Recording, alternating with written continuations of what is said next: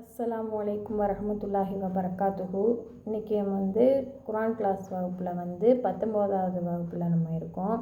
அதில் அவங்க என்ன சொல்லி தந்தாங்க, உஸ்தாத் அவர்கள் என்ன சொல்லி தந்தாங்க அப்படின்னு பார்த்தோன்னா, ரப்பு அப்படிங்கிற வார்த்தைக்கு மீனிங் தான் நம்ம பார்த்துக்கிட்டு இருக்கோம். அதில் ரப்பு என்கிற வார்த்தைக்கு அல்லாஹ் உருவாக்குகிறான், வளர்க்கிறான், பக்குவப்படுத்துகிறான், சீர்திருத்துகிறான், இப்படிங்கிற மீனிங்லாம் இருக்குது அப்படிங்கிறத நம்ம பார்த்தோம். அப்புறம் மனிதன் இயற்கையாகவே எந்த மார்க்கத்தில் பிறந்திருக்கான் அப்படின்னா, அது இஸ்லாமிய மார்க்கத்தில் தான் பிறந்திருக்கான் அப்படிங்கிற ஒரு விஷயம் இஸ்லாத்தில் ஏகப்பட்ட இடங்கள்ல இருக்குது. குரான்லேயும் இருக்குது, ஹதீஸ்கள்லேயும் நாம் நிறையா பார்க்கலாம். புகாரில் 1358வது வசனத்தில் 1358வது ஹதீஸில் என்ன இருக்குது அப்படின்னா, மௌலூதின் இல்லா யுலது அலா ஃபித்ரா அப்படின்னு இருக்குது. இப்போ ஃபித்ரா அப்படிங்கிற வார்த்தைக்கு இயல்பு நிலை அப்படின்னு அர்த்தம். அப்போது எல்லா மனிதர்களுமே பிறக்கும்போது இயற்கையான மார்க்கமான இஸ்லாத்தில் தான் பிறந்திருக்காங்க அப்படிங்கிறத ரசூல் ஸல்லல்லாஹு அலைஹி வஸல்லம் அவர்கள் சொல்லியிருக்காங்க. அது அவங்களுடைய பெற்றோர் தான் யூதர்களாகவோ கிறிஸ்தவர்களாகவோ நெருப்பை வணங்கக்கூடியவர்களாகவோ மாற்றுறாங்க அப்படிங்கிற ஒரு விஷயத்தை ரசூல் ஸல்லல்லாஹு அலைஹி வஸல்லம் கூறியிருக்காங்க. அவங்க சொல்லும்போது 30வது அத்தியாயம் 30வது வசனத்தில் அல்லாஹ் கூறியிருக்கிறதாக ஒரு விஷயத்தை சொல்கிறாங்க. 30வது அத்தியாயம் 30வது வசனத்தில் அல்லாஹ் என்ன சொல்லியிருக்கான் அப்படின்னா, வாய்மை நெறியில் நின்று இம்மார்க்கத்தில் உமது முகத்தை நிலைபெறச் செய்வாயாக. இதுவே அல்லாஹ்வின் இயற்கை மார்க்கமாகும். அதன் மீதே அவன் மனிதர்களை படைத்துள்ளான். அல்லாஹ்வின் படைப்பில் மாறுதல் இல்லை. இதுவே நேரான மார்க்கமாகும். எனினும் மனிதர்களில் பெரும்பாலானோர் அறிந்து கொள்வதில்லை அப்படின்னு அல்லாஹ் சொல்கிறதாக இந்த வசனத்தில் நம்ம பார்க்குறோம். அதில் இயற்கை மார்க்கம் இஸ்லாத்தில் தான் ஒவ்வொரு மனிதனும் பிறக்கிறான் அப்படிங்கிற ஒரு விஷயம் அல்லாஹ் தெளிவாக அந்த வசனத்தில் நமக்கு விளக்கி காட்டியிருக்கிறான். எந்த ஒரு விஷயமுமே மனுஷனுக்கு புதுசாக இருந்தால் மட்டும்தான் அது கஷ்டமாக இருக்கும். ஆனால் அல்லாஹ் ஏற்கனவே நமக்கு அந்த அந்த ஒரு எண்ணத்தை, அந்த ஒரு விஷயத்தை நம்ம வாழ்க்கையில் புகுத்தி தான் நம்மளை பிறக்க செய்கிறான். சூரத்து ஷம்ஸில் அல்லாஹ் என்ன சொல்கிறான் அப்படின்னா, எல்லாத்தின் மீதும் சத்தியம் செய்கிறான். வானத்தின் மீது சத்தியமாக, சூரியன் மீது சத்தியமாக அப்படின்னு எல்லா விஷயத்தையும் தான் படைத்த எல்லா விஷயத்தையும் மீது சத்தியம் செஞ்சு கடைசியில் உள்ளத்தின் மீது சத்தியமாக அப்படின்னு சொல்கிறான். அந்த ரப்புத்தன்மை அறியறதுக்கு மனசுலேயே அது இருக்குது. உள்ளத்தின் மீது சத்தியமாகன்னு சொல்லி அல்லாஹ் ஒரு விஷயத்தை சொல்கிறான். அஷம்ஸில் உள்ளத்தின் மீது அவன் நெறிப்படுத்தியவன் மீது சத்தியமாக, அதன் பாவத்தையும் நன்மையையும் அதற்கு உணர்த்தினான். அப்போ நம்ம உள்ளத்தை எப்படி படைச்சிருக்கான் அப்படின்னா, பாவத்தையும் நன்மையையும் நமக்கு இயற்கையிலேயே அது உணரக்கூடிய தன்மையை அல்லாஹ் படைச்சிருக்கிறதாக இந்த வசனத்தில் நமக்கு தெளிவுபடுத்தியிருக்கான். அது மட்டும் இல்லாமல் உள்ளத்தை தூய்மைப்படுத்தியவர் வெற்றி பெற்று விட்டார், அதை மாசுபடுத்தியவர் தோல்வியடைந்து விட்டார் அப்படிங்கிற ஒரு விஷயத்தையும் அல்லாஹ் ஏற்கனவே நமக்கு சொல்லிட்டான். உடன்படிக்கையை பற்றி அல்லாஹ் சொல்கிறான். நம்மள்கிட்ட உடன்படிக்கையை நம்ம எடுத்துகிட்டு தான் வந்திருக்கோம். ஆதம் நபி என்னும் முதுகெலும்பில் இருக்கிற நம்ம அனைவருமே அல்லாஹ்விடம் நாம் ஒரு உறுதிமொழியை எடுத்துகிட்டு வந்திருக்கோம். ரப்பை வணங்க வேண்டும், இறைவனை அல்லாஹ் ஒருவனையே வணங்க வேண்டும் என்று அல்லாஹ் நம்மகிட்ட உடன்படிக்கை எடுத்திருக்கான். அதுக்கு நாம் ஒத்துக்கிட்டு தான் வந்திருக்கோம். இது குரான்லையும் இருக்குது. அதே மாதிரி 7வது அத்தியாயம் 72-73வது வசனத்தில் அல்லாஹ் நினைவூட்டுவதற்கு குரானை இறக்கினோம் அப்படிங்கிற ஒரு வார்த்தைக்கு இன்னா நஹ்னு நஸ்ஸல்னா திக்ர அப்படின்னு அல்லாஹ் சொல்கிறான். அப்போது அந்த குரானை நீங்கள் நினைவூட்டுவதற்கு தான் நான் இறக்கியிருக்கேன் அப்படின்னு சொல்லும்போது, அந்த குரான்னு சொல்லாமல் அந்த வார்த்தைக்கு திக்ரு அப்படிங்கிறத ஒரு வார்த்தையை சொல்கிறான். அப்போது அந்த திக்ருங்கிற வார்த்தை நினைவூட்டுதல் அப்படின்னு அர்த்தம். அப்போது குரானை எதிர்ப்பு இறக்கியிருக்கான். அல்லாஹ் தான் இயற்கையான இறைவன். அவன் வந்து நம்மளை படைச்சிருக்கான். நம்மளை வணங்குறதுக்காக வேண்டியே, அல்லாவை நாம் வணங்குறதுக்காக வேண்டியே தான் நம்மளை படைச்சிருக்கான் அப்படிங்கிற ஒரு விஷயத்த அதை வந்து நினைவூட்டுவதற்காக வேண்டி தான் இந்த குரானை படைச்சிருக்கோம், இறக்கியிருக்கோம் அப்படிங்கிற ஒரு விஷயத்த அல்லாஹ் சொல்கிறான். ஜாஹிலியா கால மக்கள் கூட அவங்கள்ட்ட வந்து ரசுல்லா போய் கேட்பாங்க. அது வந்து நம்ம குரானில் இருக்குது. அப்போ ஜாஹிலியா கால மக்கள்கிட்ட அல்லாஹ் கேட்க சொல்லி ஒவ்வொரு கேள்விகளாக கேட்க சொல்கிறான். வானத்தை படைச்சது யார், பூமியை படைச்சது யார், இந்த விளைநிலங்களையெல்லாம் விளைவிச்சது யார் அப்படின்னு சொல்லி கேட்கும்போது அவங்க அந்த ஜாஹிலியா கால மக்கள் கூட என்ன சொல்லுவாங்க அப்படின்னா அல்லாஹ் அல்லாஹ் அல்லாஹ்ன்னு சொல்லுவாங்க. இப்போ தெரிந்து கொண்டே நீங்கள் ஏன் இணை வைக்கிறீங்க அப்படின்னு சொல்லி ரசூல்லாவை கேட்க சொல்லி குரானில் ஏகப்பட்ட இடங்களில் நம்ம பார்த்துருக்கோம். அப்போது இந்த மாதிரி ஒரு சமகாலங்களில் நாமளுமே சில விஷயங்கள் நம்ம பார்க்கும்போது, மாற்று மதத்துக்காரவங்களை நம்ம பார்க்கும்போது அவங்க என்ன செய்வாங்க அப்படின்னா, ஏதாவது ஒரு பெரிய ஒரு ஆபத்தோ ஏதோ ஒரு இழப்போ ஏதோ ஏற்கும்போது கையை தூக்கி கடவுளேன்னு தான் மேலே தூக்குவாங்க.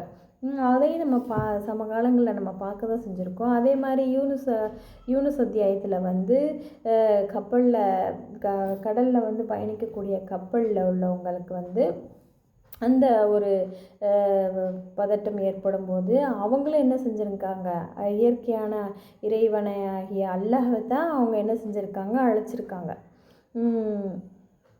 இதில் இன்னொரு விஷயம், அழுத்தமான செய்தி அல்லாஹ் என்ன சொல்கிறான்னா,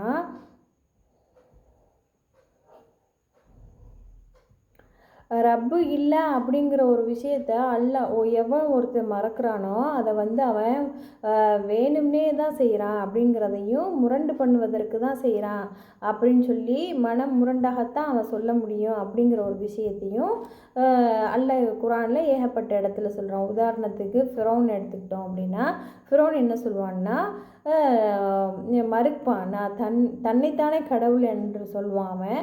ஆனால் ரப்பை பற்றி மூசா அலைஹிஸ்ஸலாம் சொல்லும்போது என்ன சொல்லுவான்னா, அவன் மறுக்க தான் செய்வான். அவன்கிட்ட இருந்த ஒரு கர்வம், அந்த ஒரு விஷயந்தான் அவனை வந்து தடுத்துச்சு. அப்போ மூசா அலைஹிஸ்ஸலாம் சொல்வதாக அல்லாஹ் குரானில் சொல்கிறான். 17வது அத்தியாயம் 102வது வசனத்தில் வந்து, வானங்கள் பூமியின் இறைவனே இவற்றை தெளிவான சான்றுகளாக அருளியுள்ளான் என்பதை நீ நன்கறிவாய்.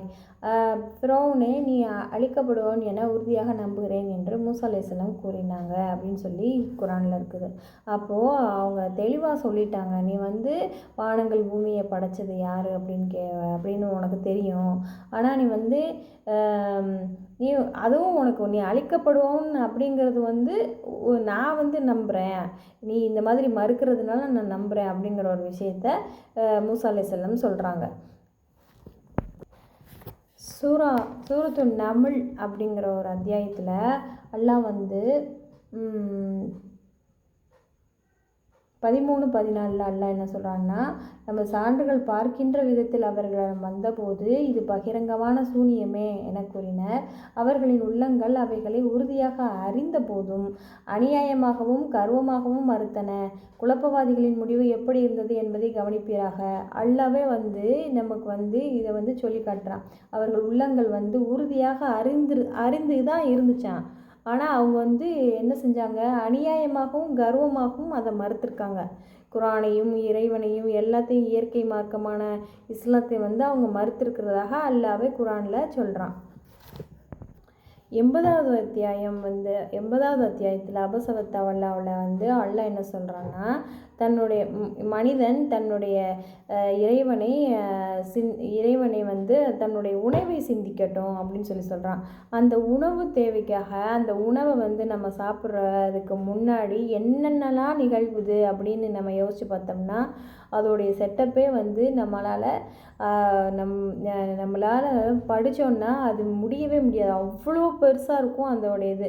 பூமியை எப்படி தன்மையாக படைச்சிருக்கான், அதில் எப்படி வந்து மலையை உருவாக்கி தண்ணி இறக்கி அதில் விதைகள் முளைச்சி எவ்வளவு அழகாக அதை விவசாயம் பண்ணி அல்லாஹ் தான் எல்லாத்துக்குமே A to Z அதில் தண்ணியை வர வச்சு தண்ணி மூலமாக அதுக்கப்புறமா சத்துக்கள் நினச்சி பார்த்தாலே முடியலை. இதற்கு முன்னாடி உள்ள ஒரு ஆலிம் அல்லாஹ் சூப்பர் பவர்னு சொல்லுவாங்க. ஆனால் சூப்பர் பவர்னு சொல்லுவாங்க, இலைகள் விழுந்தால் கூட அல்லாஹ்வுக்கு தெரியும், அப்படி தான் சொல்லி தந்தாங்க. ஆனால் இப்போ ஒவ்வொன்றையும் சிந்திக்கும் போது எப்படி இருக்குதுன்னா, சூப்பர் பவர் அப்படின்னு சொல்கிற வார்த்தையெல்லாம் அல்லாஹ்வை சொன்னால் பத்தவே பத்தாது. அல்லாஹ் இந்த பூமியை அற்பமாக தான் படைச்சிருக்கான். அந்த பூமிக்கு மேலே விஷயங்கள் நிறைய இருக்குது. அந்த பூமி நிலை பெற செய்கிறதுக்கு, நிலையாக நிற்கிறதுக்கு உண்டான விஷயங்கள் நிறையா இருக்குது. அப்புறம் அந்த பூமி எப்படி நிறுத்தப்படுறேன் அப்படின்னு சொல்லி மலைகளை சொல்கிறான், ஏகப்பட்ட விஷயத்த சொல்கிறான். பூமியை எவ்வாறு படைத்தேன் அப்படிங்கிற ஒரு விஷயத்த சொல்கிறான். அதில் என்னென்னா, பூமியை 2 நாட்கள் படைத்ததாகவும் உணவுக்காக 2 நாட்கள் எடுத்துக்கொண்டதாகவும் அல்லாஹ் சொல்கிறான். அப்போது இந்த அல்லாஹ் குன் அப்படின்னு சொன்னால் ஆகிவிடும். ஆனால் அவன் இந்த நுணுக்கமாக படைக்கக்கூடிய ஒரு விஷயத்தை இந்த உணவு ஏற்பாட்டிற்காக படைத்த ஒரு விஷயத்துக்கு 2 நாள் எடுத்துக்கிட்டேன் அப்படிங்கிற மாதிரி சொல்கிறான். ரப்புல் ஆலமீனை யாசித்து பார்த்தோம்னா நம்மளால் எண்ணி முடியவே முடியாது. நம்மளுடைய அறிவு ரொம்ப ரொம்ப சாதாரணமாக ரொம்ப சின்னதாக இருக்குது. அல்லாஹ்வுடைய மாண்பு, அல்லாஹ்வுடைய ரப்புத்தன்மை அறியணும்னா அல்ஹம்துலில்லாஹ் ஒரு சப்ஜெக்ட் எடுத்தாலுமே அதை அறியறதுக்கு நம்ம கூகுள் மூலமாக தேடி பார்த்தாலுமே எண்ணி முடியவே முடியாது. அவ்வளோ பெரிய ஒரு விஷயமா அல்லாஹ் ஒவ்வொன்றையும் பார்த்து பார்த்து பார்த்து பார்த்து பார்த்து அமைச்சதாக அல்லாவே நம்ம ஒவ்வொன்றையும் பார்த்து பார்த்து அமைச்சதாக அல்லாவே சொல்கிறான். அமைப்புகள் பற்றி சொல்கிறான். ஒவ்வொன்றையும் அதன் வடிவத்திலேயே நாம் அமைத்துள்ளோம், நாமே வடிவத்தை கொடுத்துள்ளோம்னு நல்லா சொல்கிறான். அப்போது அதை நம்ம நினச்சி பார்த்தோம்னா அந்த எண்ணிக்கைகளாகட்டும் அதை தான் அல்லாஹ் படைச்சிருக்கான். அப்புறம் ஒரு மலரை எடுத்துக்கிட்டோம்னா அந்த மலரில் எப்படி ஒரு இதழ்கள் அடுக்கப்பட்டு வரிசைக்காக இருக்கும் அப்படிங்கிற ஒரு விஷயத்தையும் அதில் உள்ள ஒரு ரூல்ஸையும் அல்லாஹ் தான் கொடுத்துருக்கான். இப்போ ஒரு மலர் அதில் எத்தனை வெரைட்டி இருக்குது, அதை நினச்சி பார்த்தா அந்த வெரைட்டி பூனா அந்த வெரைட்டியில் உள்ள செடி அப்படின்னா அது இத்தனை இதழ்களோடு தான் பூக்கும் அப்படின்னா அது அத்தனை இதழ்களோடு தான் பூக்குது. இன்னொரு வகை அதே இனத்தை சேர்ந்த ஒரு மலர் இன்னும் அது இத்தனை இதழ்களோடு தான் பூக்கும் அப்படிங்கிற ஒரு ரூல்ஸ் இருக்கும்போது அது அத்தனை இதழ்களோடையே பறக்கும், அது இது பண்ணும். எந்த வகையிலையுமே அதில் அது குறைவே இருக்காது.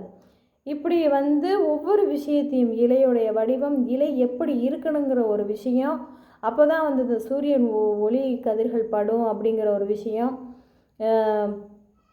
நம்ம இன்றைக்கி பார்த்தோம்னா சின்ன பிள்ளையில ஒரு சப்ஜெக்ட் படிச்சிருப்போம். எல்லா சப்ஜெக்டையும் கலந்து ஒரு அறிமுக சப்ஜெக்டாக தான் சயின்ஸாக இருக்கட்டும், மேக்ஸாக இருக்கட்டும், எல்லாமே அறிமுகத்தை தான் படிச்சிருப்போம். இப்போ போக போக வளர வளர காலேஜு அப்படி இப்படின்னு நம்ம படிக்கும்போது ஒரு சப்ஜெக்ட்லேயே படிக்க முடியவே முடியாது. வாழ்க்கை முழுவதும் படித்தாலுமே அது முடியவே முடியாது.